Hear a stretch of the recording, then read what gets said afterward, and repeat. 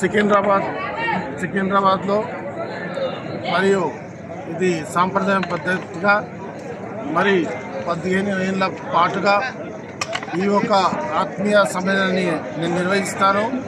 గత 3 ఏళ్ల పాటుగా ఈ యొక్క మల్టీపర్పస్ ఫంక్షన్ హాల్లో మరి నా జన్మదిన రోజున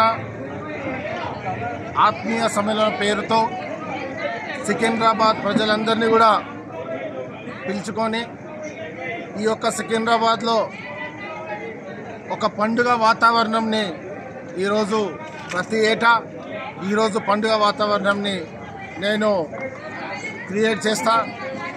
మరియు ఇక్కడ వచ్చేసినటువంటి అశేష జనానికి మరి నా అక్క చెల్లెలకు అన్నాతమ్ములకు అందరికి కూడా ఏదైతే ఈరోజు నాకు మీ అభిమానాన్ని నాకు చూపించారో మరి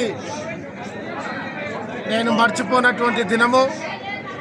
రాబోయే రోజుల్లో కూడా ఈ యొక్క సికింద్రాబాద్ ప్రజలకు సేవ చేస్తూ వాళ్ళ యొక్క అభిమానాన్ని ఇంకా భారీ ఎత్తున పెంచుకుంటా.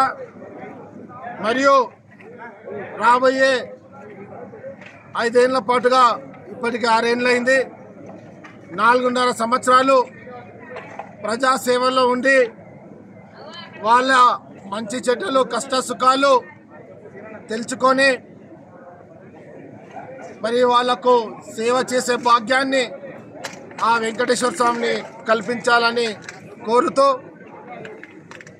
మరియు ఈసారి కాంగ్రెస్ పార్టీ నాకు టికెట్ ఇచ్చింది.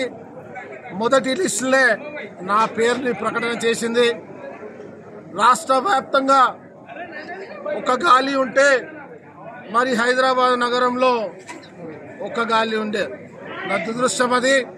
అయినప్పటికీ కూడా వెనుక అడుగు వేయకుండా ప్రజాసేవలనే ఉంటున్నా. మరియు ఇక్కడ వచ్చినటువంటి ఈ యొక్క రాష్ట్ర తెలంగాణ స్పీకర్ అయినటువంటి గడ్డం ప్రసాద్ గారికి కూడా మనస్ఫూర్తిగా కృతజ్ఞతలు తెలుపుతూ మరి ఇక్కడ వచ్చేటువంటి పున్నం ప్రభాకర్ గారు కూడా మరి ఎంతో బిజీ షెడ్యూల్ ఉన్నప్పటికీ కూడా మరి ఇక్కడ నా యొక్క సభలో పార్టిసిపేషన్ అయినందుకు మరి యొక్క తెలంగాణ మంత్రి హైదరాబాద్ ఇన్ఛార్జి పున్నం ప్రభాకర్ కూడా మనస్ఫూర్తిగా కృతజ్ఞతలు తెలుపుతూ మరి ఇంకా ఎమ్మెల్యేలకు కూడా అందరికి కూడా ఎమ్మెల్యేలకు మరి ఈ హైదరాబాద్ నగరం నుంచి వచ్చినటువంటి మరి అనేక నా యొక్క ఫ్రెండ్స్ సోదరులు ఆదం అభిమానులందరికీ కూడా మీ యొక్క మీడియా ద్వారా అందరికి కూడా నమస్కరించు. మరియు ఇలాగే ప్రజలకు సేవ చేసే భాగ్యాన్ని ఆ ఏడుకొండల వెంకటేశ్వరుని నన్ను దీవించి ప్రజలకు సేవ చేయించాలని కోరుతూ సెలవు తీసుకుంటున్నాను. ఆదం చంద్రసేన నాయకత్వం.